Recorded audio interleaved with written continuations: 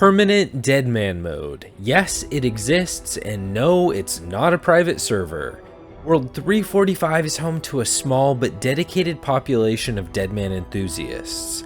The server is high risk but high reward, 5x XP rates, boosted drop rates for some items, and PKing is enabled almost everywhere. If you get PK'd, you can kiss your 10 most valuable items goodbye. There's a lot of complicated and lesser known mechanics at play in World 345, and I'm gonna jump right into them as I take on the most intense PvP challenge that Old School has to offer. Look at that nice Deadman mode logo right there.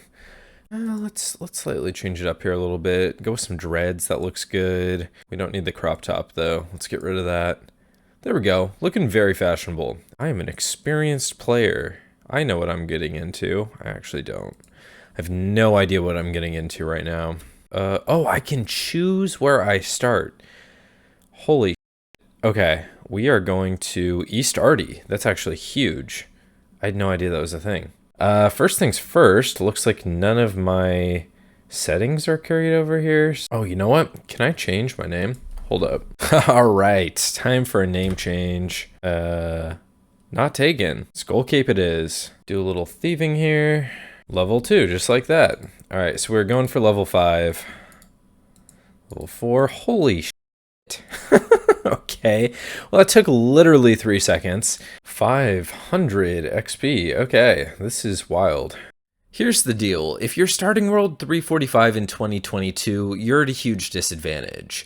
The server was started years ago and was never reset, so you have PKers running around in max gear with max stats, and they can even attack level 3s with basically no consequences. Additionally, everyone openly mules, people swap GP from the main game, and pretty much every PKer is in a clan. Jagex has done a few things to try to help with getting into this server, like adding 12 hours of protection where you can't be attacked. Some quests are auto-completed like Monkey Madness and Priest in Peril, and XP rates are boosted to 10x during the first 12 hours. I don't want to swap GP from the main game because I think that's boring, but if I want to maximize my 12 hours of protection, I need a plan. So here it is.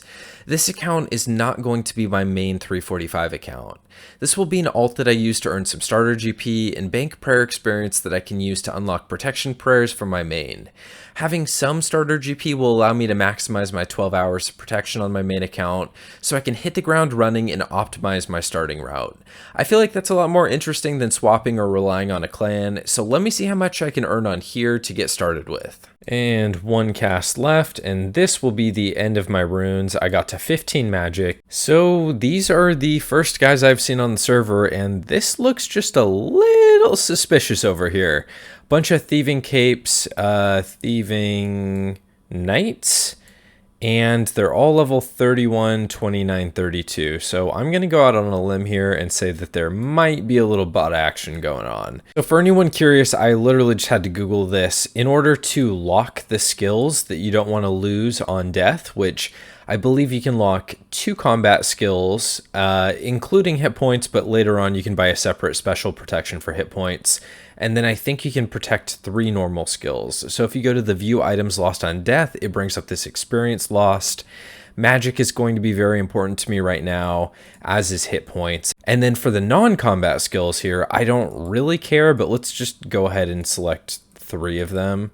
So, okay, you can just protect, unprotect, so you can change it whenever you want. So yes, it is 2 combats and 3 non-combats. Now, as I mentioned for hit points, there's different like insurance levels that you can buy to protect them. I think you can protect up to 70 HP, but it costs a mil and you need 70 HP in the stat. There's also, I think, maybe a couple lower level milestones where you can protect it. If you don't know, I think that when you die, one, you lose experience, that I do know, but I think you get a rebuild rate on the XP that you lost. So say I am 50 strength and I die and I go down to, I don't know, let's just say 30. From 30 to 50, since 50 is the level that I died at, I will get 50x experience when training that back up to 50. At least that's how I think it works. We're definitely going to die at some point, so I will test that out for sure. All the information around 345 is so scarce, so we're going to have to try to figure out what this is all about on our own. Looking very scouty here, both 123s. I kind of wonder how much like bot action the server gets. I might reach out to my friend Ferraric to see if he can get me some stats on that. Even though I'm sure Jagex like bot detection is currently running, there's not many people who play the server, which means that reports aren't really being generated. And believe it or not, reporting someone actually does something behind the scenes, even if it doesn't seem like it. And I had a really great conversation with Ferraric about this when I did a podcast with him. So if you're interested in that topic and learning about how Jagex bot bans work and some really cool stats around that, definitely check out that podcast. First PKer spotted here. 1 key, level 123. See if he tries to attack me here.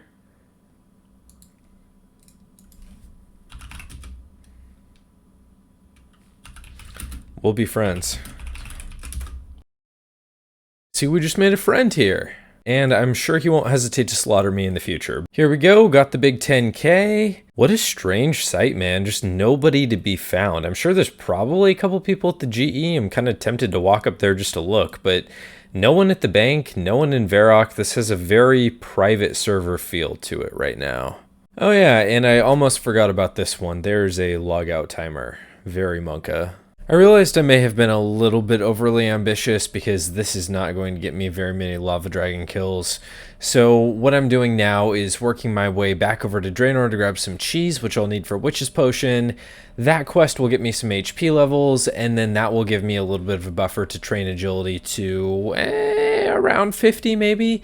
And once I'm around 50, I'll probably hit up the agility pyramid just for a little bit of starter cash. That'll get me some more fire strike casts, and then I'll go over to lava dragons.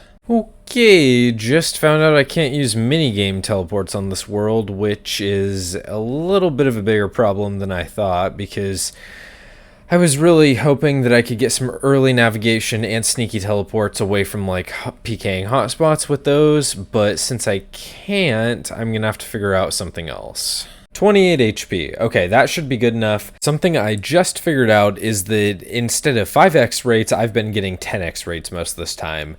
And basically the way that 345 works is when you start training a skill within your first 12 hours, you get 10x XP rates instead of the normal 5. But as you gradually get closer to level 50, the XP rates start to scale down. So you'll notice that every single time I complete a lap, I get a little bit less XP.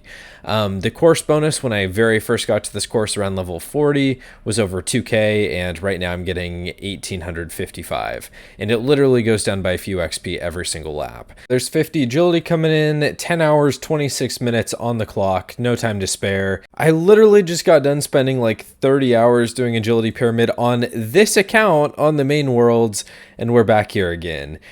Dude, look at that fat XP drop, 7k. All right.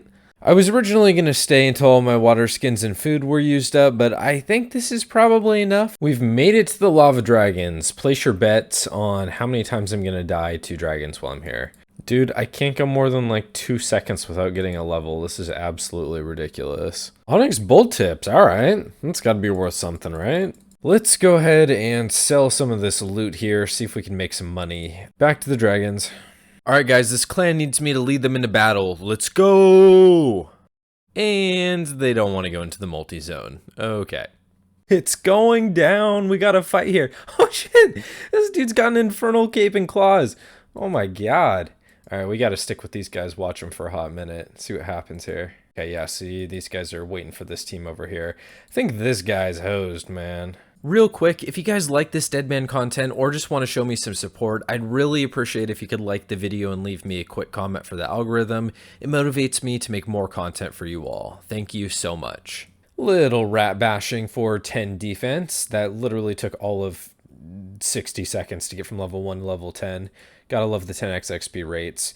With 10 defense, I should have enough to go buy some Zoretian robes. I was thinking that'll give me a little bit of a mage upgrade for lava dragons. Probably try to either get an amulet of magic or an amulet of accuracy. Okay, so this is what I'm talking about. I mean, basically Iron Man mode over here. I guess I'm gonna leave these offers in just to see if any of these things buy, but my hopes are not very high. So for now, it's with the pleb gear, but maybe we'll get lucky and some of this will sell. Fire orb's kind of worth bank though. I'll take that. Yo, D-Med Helm. All right. That could actually be a pretty good upgrade for when I do Slayer on my main account. The big rune kite shield coming in. Very nice. This is what I was talking about at the beginning. Everybody mules. If you don't know what that means people take their most valuable items, trade them over to an alt account or a bank account that never leaves a safe zone, and then they never risk those items if they die. Is it lame? Yes. Is it technically within the rules? Yes.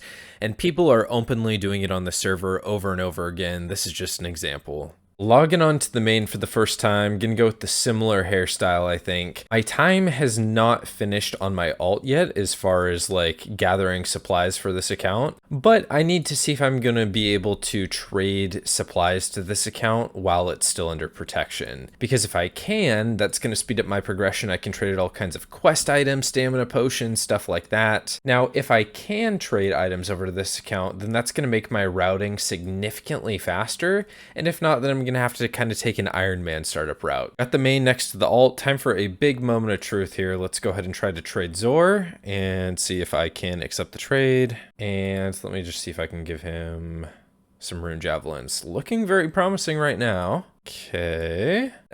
So we have the rune javelins. I think this is going to work out then. I'm going to get my alt account preloaded with all kinds of quest items, all kinds of potions to make my progression within my protection period as efficient as possible. Just under 2 hours left on the clock. I've decided to forego the lava dragon grind because I think I've got enough GP for now. I still have a bunch of stuff left to sell.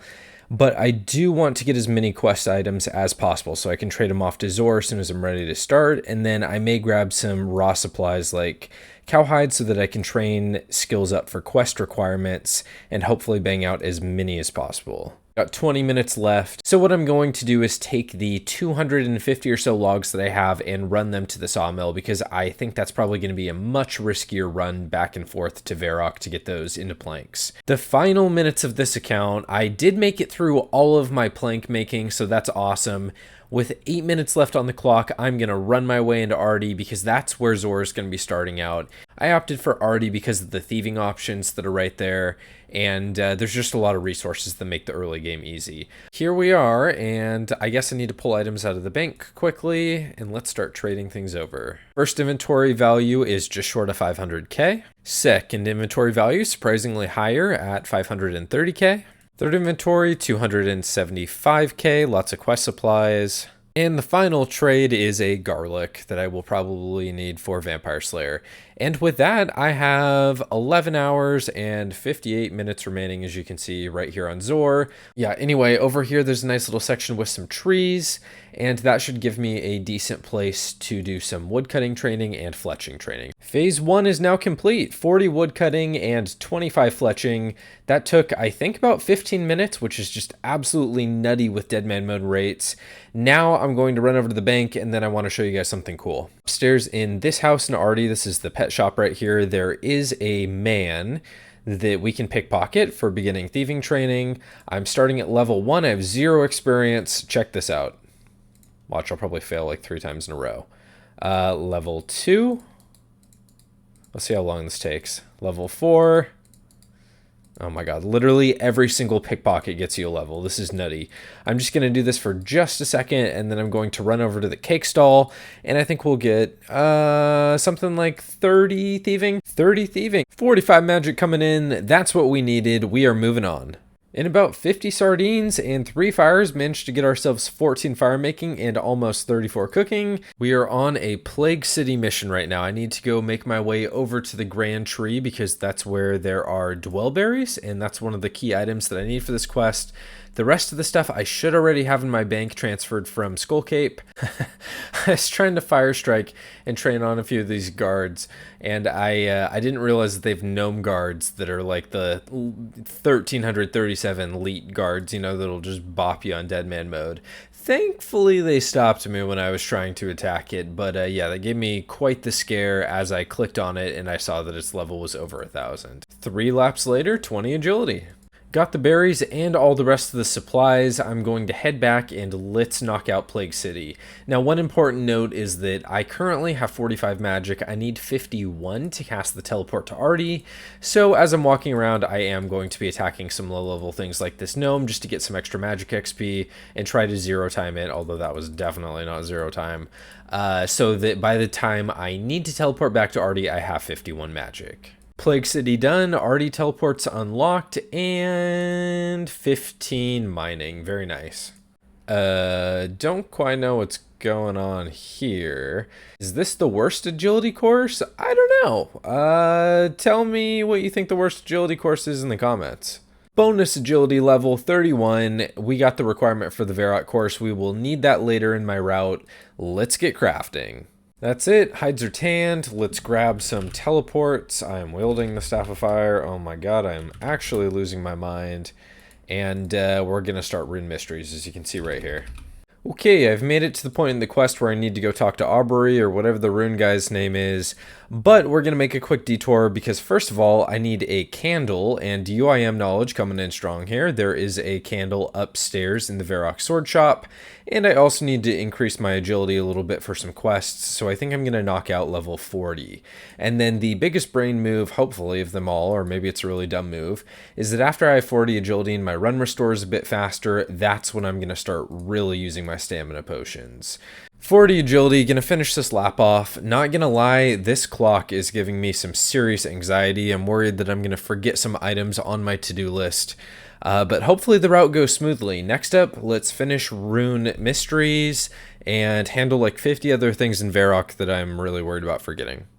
Package delivered, that doesn't sound suspicious at all. Red berries for a delicious pie for Mr. Thurgo. Purchased myself a millennial starter house from the estate agent. This is where the sardine cooking from earlier will hopefully come in handy. Let's make some red berry pies. Oh, thank God. Okay, we didn't burn them all. First inventory done. Here's the deal. I need 4 copper and 2 tin for Doric's quest. The rest, I'm hoping will get me to 15 smithing because I'm going to need to make 2 iron bars for Night Sword. I've not calculated it out. I should have done that, but we're just going to roll with it. We're about to see if my risk pays off or not, or if I will be punished for not doing the calculations ahead of time.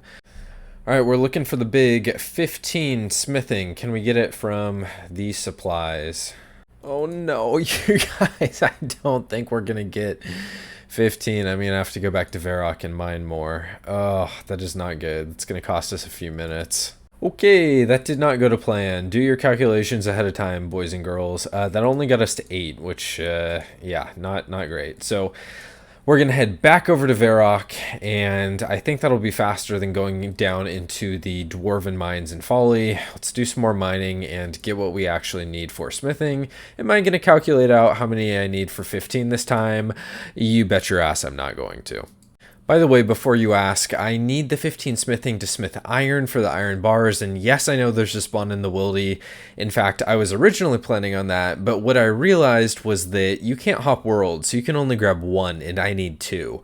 And I'm assuming it takes a few minutes to respawn, and since I probably will need smithing levels for some quests in the future, figured I may as well knock out that requirement here, so that's my line of thinking. For a second, I thought the second inventory that I mined wasn't going to pay off, but I would have been 1 level short. We will be victorious, my friends. 15 smithing incoming. There's the 15 smithing. I am not going to mess around with my iron RNG needing 2 out of the 4 bars there, so I'm going to superheat, which always guarantees the bars created. And there's 2 iron bars. Okay, that should be everything that we need for Doric's quest. Doric's quest completed, now for something a little bit spookier. One thing that does drive me a little bit crazy is while I'm under protection, you can't see what level wildy you're in, which means you don't know when you can teleport. Just a very small gripe, but it would be nice if they added that information underneath the protection icon. Here we are. This is going to be our home for 115 lava dragon bones. A little bit spookier, right? Let's go ahead and exchange all. Ooh, 1K is kind of expensive. And I'm hoping this will get us close to 60 prayer. Let's find out. Holy shit, dude. I've used 2 bones. I'm 27 prayer. Okay, I was worried about hitting 60. I think it's pretty safe to say we're going to hit 60. Alright, that was it. Just shy of 69 prayer. Would have been nice if we could have hit 70, but I will say that is very successful, and I'm sure we'll get 70 pretty quickly. Making my way back to Faldor now. Night Sword quest started. If you're wondering what the heck this marked square is, if you're an Ultimate Iron Man, you know. This is where it starts to get a little bit messy. I'm going to attempt to do the Night Sword at the same time as doing Rune Mysteries, at the same time as training construction, and I need Earth Runes to tell you to my house, so 1 sec. 29 construction off of the second inventory of the blanks, or second half inventory. Super quick detour to finish Rune Mysteries. And that is the Knight Sword quest and 31 smithing. Hope you're paying attention to the clock because I'm zooming. Druidic Ritual off the checklist. As you can see, I'm basically constructing a cow graveyard over here. I am taking a little bit of time off of the protection timer to invest into training up my stats. I'm going to need that for some different combat that takes place in the quest that I want to tackle. Notably, King's Ransom, I need like a 65 defense requirement. Little rune sim upgrade. 40 mining. Black Knight Fortress is up next. Black Knight Fortress completed. Jungle Potion completed. I'm just rapid firing through the quests right now. Next up is Shiloh Village. It's a big one. This dude is unironically one of my favorite models in the entire game. He looks like he hasn't been updated since RuneScape 2 originally released, and I hope they never update him. The end to Shiloh Village. Nature Spirit completed. Let's get Ghosts Ahoy started! I might be playing as a normal account right now, but I'll tell you what, doing Ghosts Ahoy with an inventory like this, I sure feel like an Ultimate Iron Man again. This quest was long, but that is Ghosts Ahoy, and now we have unlocked Port Fat Ass Miss. Lost City, bitch. Lost City, bitch. I am currently doing Fairy Tale Part 1, and I need to gather the 3 items that are randomly generated for the quest, so it looks like I'm going to need, I think this is just for everyone, a raw cave eel, some edible seaweed, unopened oyster. I don't think that's too bad upon first inspection, but I'm 1 fishing, so that's kind of bad, and I'm going to have to Google to see how to get the rest of these. I'm back from Googling. Here is the verdict. The oyster and the, what is the other thing? I took a snapshot. The oyster and the edible seaweed I can get from sand crabs. One of them is a 1 in 64, so it's a little bit higher than I would like, but I'm going to need to train my defense to 65 anyway, so it's not that big of a deal. And then I also have to go to Zeah because I want to unlock the Karen teleport by getting the Transportation Incantations book in the library. So it's not too out of the way in the grand scheme of things. And then I am going to have to get my fishing up, unfortunately, to like level 38, something like that, to get the cave eel. But I definitely could have done a lot worse on the 3 items, so I'm not complaining. First item coming in on 2KC, Oyster. 51 magic for the Artie Telly unlocked. Now I can switch back to the Rune Sim. I got jebaited. Seaweed, not edible seaweed. Yes, right before I have to leave, edible seaweed coming in. So why am I taking the time to unlock the Transportation Incantation spell? Well, this castle is literally the only safe area in Zeah as of right now. And as I just found out, this courtyard that you teleport into is actually not safe, which is a little bit disappointing and makes this teleport a little bit less valuable in my opinion. But right now I'm going to take the time to mark out exactly which areas are safe so that I don't accidentally run out into a dangerous area in the future. There's only one on the entire freaking continent, which is really stupid if you ask me. Good news, upstairs is at least safe so that I can access the bank safely. That's, again, not quite as good as I was hoping for. I really thought the courtyard was going to be a safe area and then I could teleport in without worrying about it, but I'll take what I can get at this point. This is what we came for, Transportation Incantations. Okay, cool, yeah, I've learned the teleport to Karen spell. I've almost got the 38 fishing requirement that I need, but I ran into a little bit of a snag. There's only a few places that you can catch raw cave eel. One is in Dorgish Khan, which is going to require a couple quests. One is in the Lumberge Swamp Caves, which would be totally fine, but the only light sources that I have access to right now are open light sources, meaning that they can flare in the gas and they'll damage you. And the fishing spot is all the way on the other side of the cave. So it's not going to work, and I seriously doubt that I can buy a bullseye lantern on the GE. I can try, but I don't think it's going to work out. And there's one last place that I can catch raw cave eel, and that is in the dungeon of Below Ice Mountain. It's actually not even listed on like the wiki fishing page. There's just a little bit of a blurb underneath the fishing spot saying that members can also catch raw cave eel. So I'm hoping that's accurate. That's my best bet at this point. Otherwise, I'm going to have to like level up crafting and smithing a decent amount to be able to make it, or do the Dorgish Khan quest line.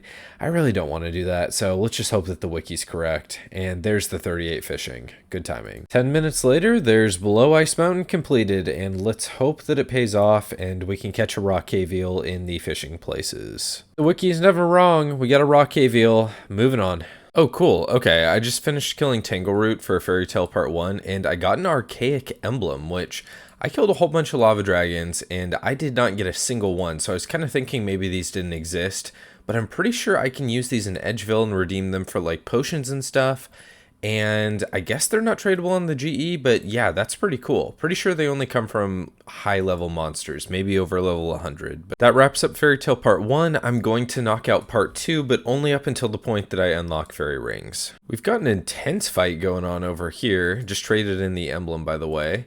We have got Mr. TTTTR versus Pnex. Fairy rings are now unlocked, and that's going to be huge for this account because not only does it give me transportation around a whole bunch of areas on the map, but most of the spots aren't hot spots for PKing, so it's less likely that I'm going to bump into a PKer. And there's Merlin's Crystal.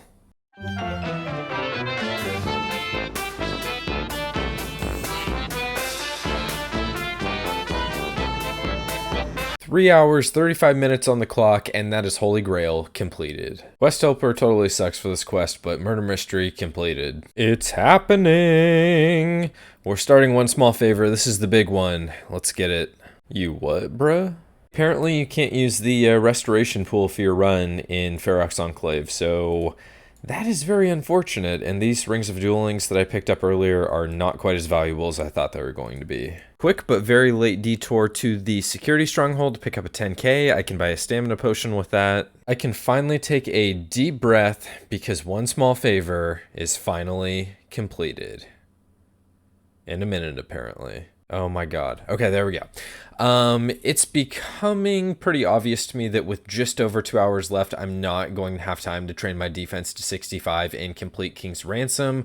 I also wanted to get From Nick Trials done, and I want to get Rogue's armor because that's going to be very important, and it's very risky going through the Rogue's Den since you can't bring any food or armor with you. So I got to figure out what I'm going to prioritize next. Since I want to get the Rogue's armor and I have to use the lamps in a skill over 30, I decided I'm going to throw them on agility because agility is a lot slower than thieving. And there's kind of nothing else that I would rather use it on right now. I could throw it on defense, but realistically, since I have to get 65, that's not going to get me that far. So let's go agility. And there's the first 10k, and then one more. And we get level 45, which gets us almost all the way there. There's the agility requirement for Rogue's Den completed, so now I just need to knock out 50 thieving, and we will go get our Rogue set. Squeezing in some cheeky construction levels. Silk is about 190k an hour, which is incredible XP per hour, but it is taking a little bit longer than I was hoping to get 50, which I do need for the Rogue's Den. I'm gonna try to knock this out as quickly as possible. I was hoping to have time for like Fremnik Trials and maybe to do a little bit of rune crafting and Hunter to take advantage of the 10x XP rates while my protection is still in play, since that will drop to 5x XP rates once my protection is over. But I'm not even sure if I'm going to be able to get the whole Rogue outfit in an hour. So let's keep our fingers crossed for boosted Rogue outfit drop rates. I don't think that's the case on the DEADMAN server, but some of the items like Draconic Visage, for example, are boosted. But yeah, at this point, I'm just hoping I can squeeze in the full outfit before my protection runs out. There it is, 50 thieving and 1 minute 15 left on the clock. I really need to hurry. I'm going to try to sneak in just like 2 little super quick skilling things to boost up my rune crafting. Here we go. We're going to do one singular air rune crafting run starting from level 1. What level are we going to get? 2.4k drop, 14. Not quite as exciting as I was hoping for, but that's all we got time for right now. 1 hour, 7 minutes on the clock. Let's get it. Dude. 1 hour, 6 minutes on the clock. I have no idea what even like the consequence of my stats going down here is. I don't, yeah, this is really not going well. Here we go. First one, 56 minutes on the clock. That was terrible first 2 laps. Please, please, please, for the love of God, give me an item on the first one. Dude, this is fun. Please, please, for the love of God. Oh my God, please. Wait. Dude, this mini game and my Microwave isn't working. I'm in a bad mood. All right, listen. I'm gonna go get 80 thieving, and we're gonna come back here eventually. This is not gonna happen in 45 minutes, bro. I could be strolling around in my rogue's armor right now, but no, we have to runecraft air runes instead. God, what level does this get us? Level 20? Fine. We're going for an earth rune run this time. Give me a fat XP drop, please. 2.5k last trip, and then we are going to do construction and hunter. God, I don't even know if I'll have enough time for any hunter. What do we get? 31. Okay, I'll take it. Here at the Crimson Swifts, this is the only thing I think I can catch with one hunter. Hoping that I'll be able to knock out a few hunter levels before the protection ends up, but yeah, this is pretty painful. Oh, did we catch one? Okay, let's see what we get. I'm hoping for level 10. Level 7, 13, 15, 16, moving along swiftly. 22, wow, that was a big jump. I should be able to lay 2 snares now, so hopefully that'll speed up my XP a little bit. There's 30 hunter, that should be enough for now. Let's see if there's anything else I can squeeze in the last 20 minutes. I might try to go get my first Slayer task from Turiel. The first Slayer task is... oh, okay, hang on. Ice Fiends? Wrapping up task number 1 for 19 Slayer. Let's hope for something good. Birds, okay. Chicken factory farming completed for 23 Slayer. This is most likely going to be my last task right here, and we get cows. Okay. Cow Graveyard 2.0, 28 Slayer, and I think I have just enough time to hustle back for one more task. We're in our final seconds now. Looks like the last task is going to be bears. Let's get back to a safe zone and take a look at how well we've used our 24 hours. The results are in. After 12 hours of using an alt account to prep some starter cash and quest items, I knocked out 17 quests, including one small favor, unlocked fairy rings, and got just short of the requirements to do King's Ransom for Piety. 870 total level was achieved, including almost 70 prayer. I am very happy with the progress that I made. Now the big question, would I recommend trying out DEADMAN 345? Yes, it was an absolute blast. If you want to see another DEADMAN episode from me, please let me know by leaving a like and a comment. And if you have any questions, drop them below as well and I'll try to answer all of them. Thanks for watching and see you next time.